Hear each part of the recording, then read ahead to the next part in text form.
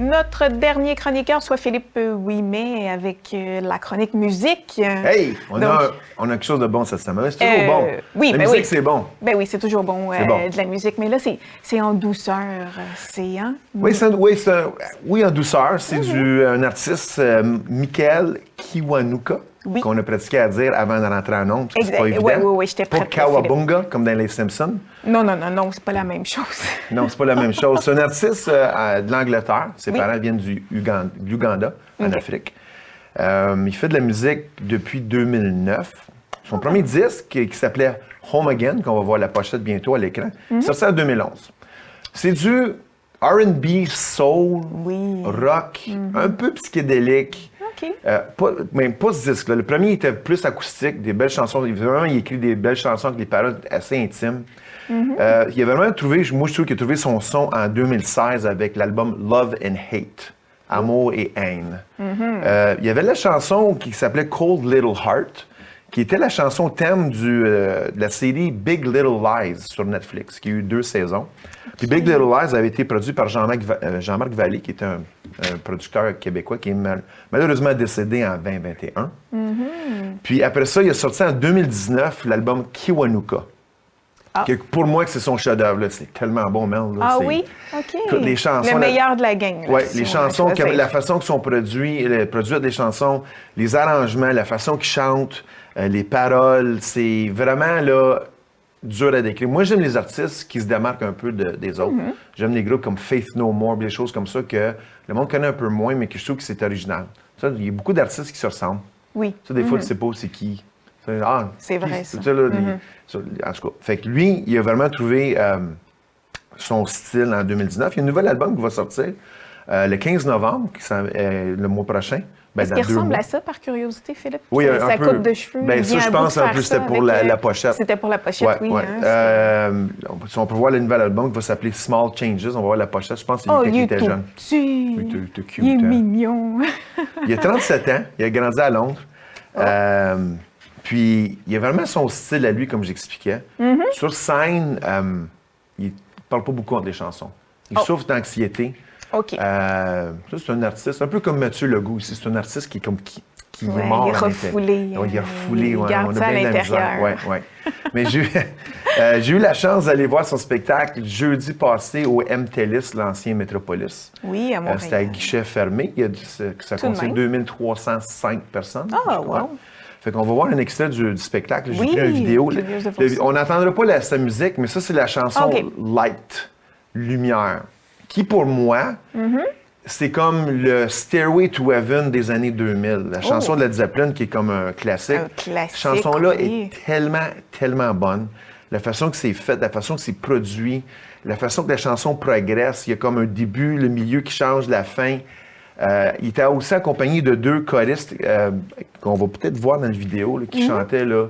Il y avait un percussionniste, il y avait un drummer, un guitariste, il y avait un joueur de bass, puis les 2 filles qui l'accompagnaient, puis il y avait un claviériste. Écoute, c'était tellement bon. Là. Tellement, tellement bon. J'ai regardé ces dates là, qui jouaient après. Là, il était en tournée pour les 2 prochains mois, là, pas trop loin. J'ai quasiment été tenté d'aller à New York ou à Boston, aller le voir jouer encore. Là. C'est vraiment, vraiment bon comme musique. Quand même. Et tu l'as connu de où, par curiosité? Mais c'est ça que je me demandais l'autre fois. Je me suis dit, où j'ai découvert? Je pense que j'avais vu un reportage. Moi, j'aime écouter des émissions de nouvelles sur la culture, c'est comme ça. Puis je pense que c'était une émission qui s'appelait CBS Sunday Mornings. Ils ont fait un reportage sur lui. OK. J'ai trouvé ça, j'étais un peu intrigué. Fait que j'ai acheté l'album. Parce que oui, j'achète encore des albums. J'ai acheté l'album Love and Hate. Il en a une impressionnante collection. Oui, puis je l'ai écouté, puis je me suis dit, c'est correct. Puis sans plus. Puis je suis revenu, puis j'ai écouté, je suis comme, il y a quelque chose là. Sur cet album-là, Love and Hate, il y a la chanson Cold Little Heart, qui a joué en rappel. Mais il y a aussi la chanson Love and Hate, que je trouve que les paroles sont vraiment, vraiment, là, c'est quelque chose, là. Fait que j'ai été voir son spectacle, j'étais avec ma copine qui connaît plus ou moins ça. J'ai fait écouter un peu. J'ai bien aimé ça. La foule était... Parce que c'est de la musique quand même calme. Puis des fois, le monde, surtout après une coupe de bière, le Métropolis, t'es debout avec ta bière. Là. Oui, c'est vrai.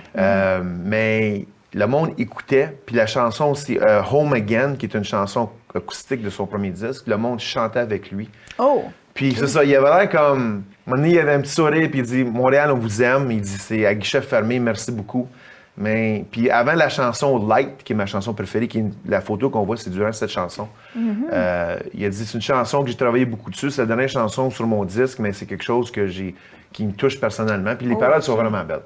C'est comme... Tu sais, quand tu écoutes une chanson, puis tu peux comme... Ouais, je comprends, où les paroles viennent te chercher. Ah ouais? C'est un peu... Ça relate un peu un moment de sa vie? Sa vie, puis... Ouais, puis tu sais, la musique, c'est un peu personnel pour tout le monde. Oh oui. Fait que ça vient comme chercher des émotions en toi. Oui. Pour moi, la musique... Ça nous interpelle, nous aussi, même si c'est son histoire à lui. À lui, oui. Puis tu sais, souvent, les artistes ont dit, quand ils écrivent une chanson, une fois que le public l'écoute, ça ne leur appartient plus. Tu sais, moi, je suis musicien. Puis qu'une chanson, c'est personnel. Puis là, tu sors, puis le monde écoute, puis tout le monde a sa relation avec la chanson. Fait que si jamais vous cherchez quelque chose de nouveau, puis ça qu'on parlait avant de rentrer en ondes, c'est le fun de découvrir la nouvelle musique, parce que tu le sais en vieillissant, parce que tu as quand même 32 ans. Avec le temps, on a tendance à écouter. Toujours la même chose. Oui. Tu sais, on revient toujours à nos classiques, puis on vieillit avec nos artistes. Ben oui, écoute, moi, Philippe, je m'en vais voir Rock Voisine.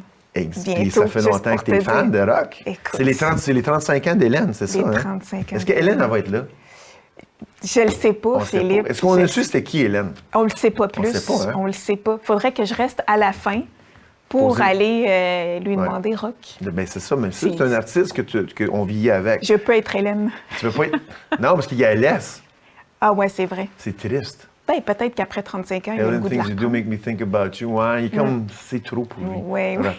En tout cas. Fait qu'on vit. C'est le fun de découvrir des nouveaux artistes. Oui. Fait que pour moi, c'est une belle découverte. Oui. J'ai hâte de voir d'entendre son prochain disque. Est-ce qu'il y a des extraits de sortie? Sur Spotify, il y a 2 chansons. Et puis? Ça sonne très bien. Oh, ça sonne très, très bien. Pas décevant du tout. Puis là, on voit la photo qu'on voit à l'écran, les 2 choristes avec lui. Écoute, là. C'était bon, le man. Il y a du monde qui sont capables de chanter. Là. Oui. Lui, il a une belle voix. Elle est un petit peu rauque. Puis il sonne pas comme personne d'autre. Pour moi, c'est le nouveau Marvin Gaye des années 2000. Parce que Marvin Gaye écrivait ses propres chansons, faisait les arrangements. Une voix unique aussi. Oui, puis lui, il fait exactement la même chose. La même chose, ouais. Puis c'est la première fois que je le voyais en concert. Fait que ça aussi, c'est le fun, parce que j'ai tendance aussi à aller revoir des artistes que j'écoute, que j'aime. Mais à un moment donné, avec Puis les billets n'étaient pas trop chers. C'était 56 Oh, c'est Mais moi, j'ai pas payé 56, parce que quand j'ai su qu'ils venaient, c'était déjà sold out. Fait que j'ai été sur le site de revente de Ticketmaster. Ah, il t'a réussi à en trouver? Mais Ticketmaster scalp leur propre ticket. Ah. Ouais, c'est ça. Fait que moi, je ne savais pas si c'était 56 $, mais quand j'ai acheté le billet, à 175 $ le billet. Oh! C'était marqué en dessous prix original, 56. Non. Ouais. Fait que merci Ticketmaster. Ça, c'est une autre chose. À un moment donné, je vais vous parler de Ticketmaster, comment ça fonctionne. Oui, je suis très d'accord avec toi parce que je trouve ça dommage. Et de plus en plus d'artistes, surtout moi en humour, j'en ai entendu parler dans leur spectacle, soit Simon Leblanc, entre autres, le disait, allez pas acheter des billets. Puis il nous a dit le prix de son billet. Donc, de plus en plus, je trouve que les artistes nous sensibilisent à ça parce qu'il n'y a rien qui va à eux, soit dit en passant. Ben non, parce que Ticketmaster, le 175, j'ai payé, le 125 de plus, il ne va pas à Non, il ne va pas à Michael. Là, Puis en plus, vu que les artistes ne vendent pas de disques, qu'est-ce qui arrive? C'est que, comme Ticketmaster ou Live Nation, tu signes avec eux, ils disent, on te donne 1 million. Wow! Tu pars en tournée. Mais quand l'artiste part en tournée, comme le Metropolis, comme Live Nation, toutes ces bâtisses-là où les artistes vont jouer, il leur appartient. Fait que là, le 1 million que l'artiste a reçu, mais il faut qu'il paye pour la location de la salle. Fait qu'il prend l'argent de Live Nation, il redonne. Ben oui, c'est totalement ça. Puis ils prennent excuse l'anglicisme, une cote sur les T-shirts. Fait ah oui, aussi? Non, c'est très... c'est très difficile de faire de l'argent. Ça, je pensais que les articles promotionnels... Non, ils prennent une cote, parce que les compagnies de disques, ils font plus d'argent sur la vente de disques, ils vont chercher de l'argent ailleurs. Puis même un artiste sur Spotify, on avait parlé, 0.008 cents. Il écoute, 0.008 cents. Fait que c'est juste des gros artistes comme The Weeknd puis Madonna qui font de l'argent. Ben oui. Michael Kiwanuka, il ne fait pas d'argent avec Spotify. Non, en tout cas, tout ça pour dire, on va revenir à notre artiste. Oui. Un artiste à découvrir, Michael Kiwanuka. Un album qui sort en novembre. Puis si vous êtes prêt à aller à Boston ou New York, vous pouvez avoir la chance de le voir. Puis ça vaut le déplacement. Ouais. Un beau voyage en plus. Yes. Merci beaucoup, Mel. Toujours un plaisir de parler musique. Oui, Phil, un gros merci. On se retrouve la semaine prochaine. Si Dieu le veut. Oui, il va vouloir, je suis certaine. Donc, à la maison. T'es là? Oui, je suis OK, sûre. merci. T'as un contact, hein? Avec Dieu lui-même. Avec Dieu lui-même. Donc, à la maison, c'est la Ticonsulette, oui. Donc, soyez au rendez-vous la semaine prochaine. On vous retrouve avec toute l'équipe. Bye bye.